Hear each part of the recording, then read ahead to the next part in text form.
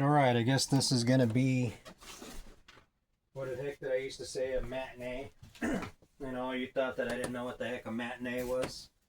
When I clearly knew what a matinee was. Excuse this mess. Guess this would be a double feature, not a matinee. Meaning I did a message yesterday and supposedly I'm going to do one today. I said supposedly because we're going to see. Before we get started, yesterday I was telling you guys about this book here, Three Investigators. Creepshow Crooks, The Mystery of the Creepshow Crooks. And I was talking about the authors of these. And I'm such a moron that I didn't realize that, like I told you, one of the authors is M.B. Carey. And in fact, this one is M.B. Carey. And I did not realize that. I'll read you the intro so you know what kind of crazy stuff I used to read when I was a kid. Maybe it'll explain my insanity to you. Excuse me. A word from Hector Sebastian. Now, originally, when these books were written, they had Alfred Hitchcock would be the person who introduced them, and then he died. So they made up this character named Hector Sebastian, and he took the place of Alfred Hitchcock. And he says, "Attention, mystery fans. The three investigators have asked me to introduce their newest adventure. It's a gem with a cast of characters that could exist only in Hollywood. In Hollywood, horror movies to be exact. There's a werewolf and a ghoul and a girl with a thing for Dracula. Three investigators come face to face with all of them and wish they hadn't." Excuse me. Before starting this adventure, those of you who haven't already met the three investigators might like the introduction. The boys are daring and clever young private eyes who operate in the little California community of Rocky Beach. That's actually a fake place, by the way. It's made up for this. They have solved some really tough cases, often because they refuse to reject any theories. No matter how bizarre, they also refuse to reject any cases. The company's motto is, "We investigate anything," and I'm here to tell you, those are not empty words. Jupiter Jones is first investigator and leader of the group. He's a bit on the chubby side. In fact, some people think that he's fat. Think he's fat, it says. But behind his moon-like face is an astute brain. Jupiter has a really outstanding ability to sift facts and arrange information so that the answers to puzzles become obvious. Pete Crenshaw is the second investigator. He's a tall, athletic boy who is brave, loyal, and willing. He is often called on to do feats of physical daring while the boys are solving a case. Bob Andrews is in charge of records and research for the group. He's not as strong as Pete and maybe not as brainy as Jupe, but he is careful and patient. The three investigators couldn't operate without him. That's all I need to say at the moment. The boys will soon speak for themselves when you start the mystery of the Creepshow Crooks, Hector Sebastian. So anyway, that's what those are all about. For juveniles, and back in the day, they could be found in the juvenile section of the bookstore. I was telling you guys yesterday about the Bigfoot road trip that I took in 1999, or actually it was 2000. And I was looking at the map today when I was working, when I had some downtime. I'm pretty sure that that crazy rest stop was on 299. 96 is more treacherous. 96 was more isolated, more out in the middle of nowhere. And like I said, it's a good thing I didn't get my head blown off by some pot grower out there. But you know, I wasn't wandering around off trails or anything. I spent most of the time in my car just sightseeing and looking at all the Bigfoot landmarks and spots where they supposedly seen old Sasquatch. So, yeah, I was pretty safe other than the incident at the rest stop I told you about, where it was pretty scary. And those of you that know me know that not a whole lot of things scare me, really. So for something to scare me, you know, there was probably something there. Who knows? It could have been a bear, could have been a wolf, could have been Bigfoot, could have been old Dog Man, could have been a psychopath just chilling out there. But anyway, yes, the good Lord was warning me. So we were looking at Genesis chapter 6 yesterday. We'll read it again.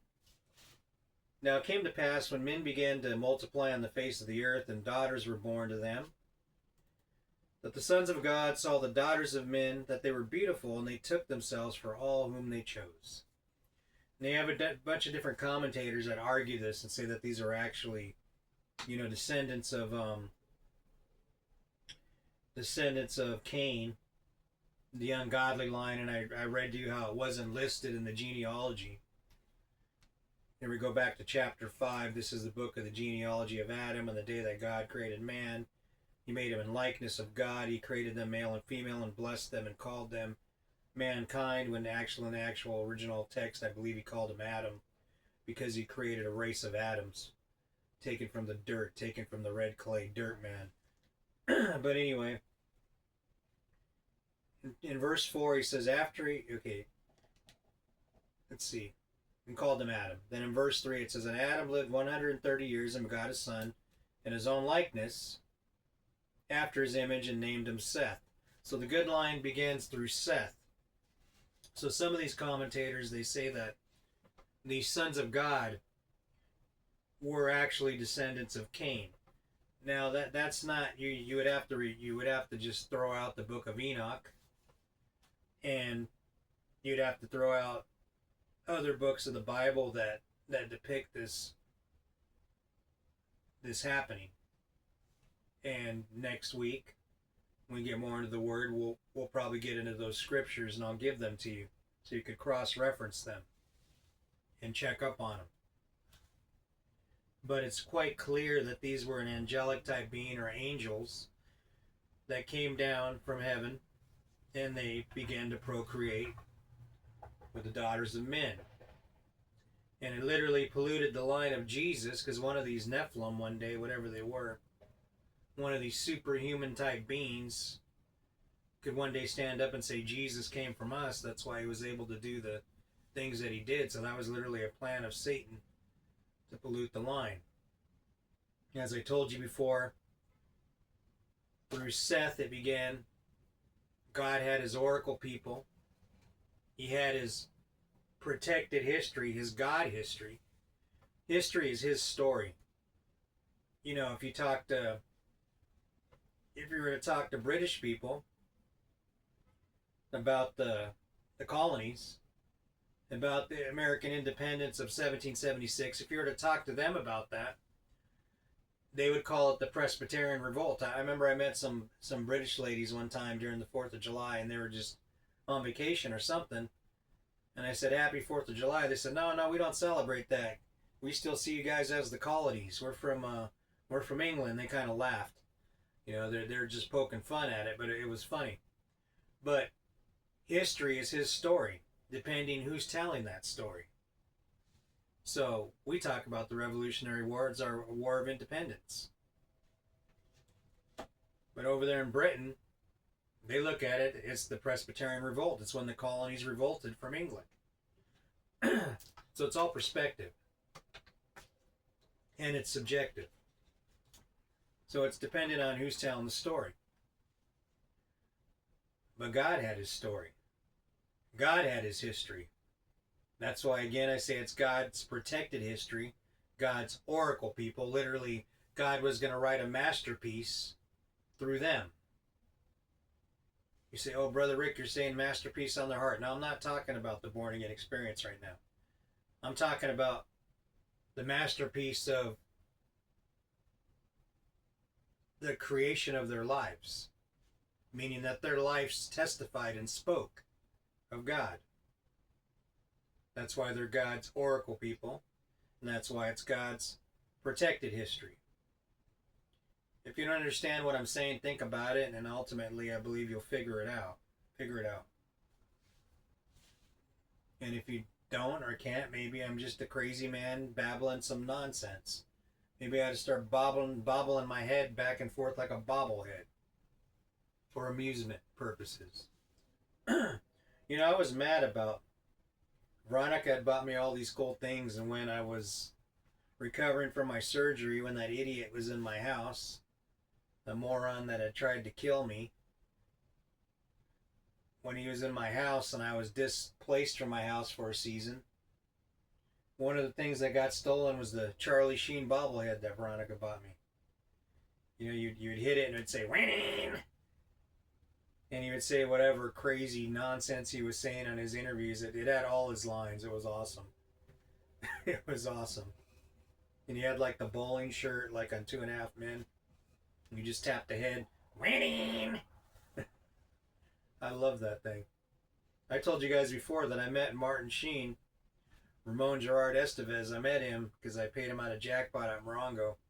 He tipped me like $60. He was friendly. He shook my hand, and I told him, said, "Your son's my favorite actor." He said, "Which one?" I said, "Charlie Sheen." But I'll just leave it at that. But no, he was cool. I liked him. But anyway, I met Jimmy Smits before too. I didn't meet Mark Wahlberg. I was off of work the day when he was there. The day he was there, I didn't meet him. I heard about him, but I didn't meet him. I met Chris Tucker at the club. But you know what? Forget all that. We could talk about all this nonsense about all the people I met. Pastor Charles has met more stars and knows more stars than I've ever met, so it doesn't matter. You know, working out in North Hollywood was an interesting gig, though. It was interesting. I'll just put it that way. But yeah. So I was mad about the old bobblehead that got stolen, and then they even stole Veronica's wicked Witch of the East that she was storing at my house from the Wizard of Oz. Had a big old Wicked Witch of the East thing, and idiots took that too. But anyway, people are scamless, man. People have no shame. No shame at all. They need Jesus. They need something. So, God had his people.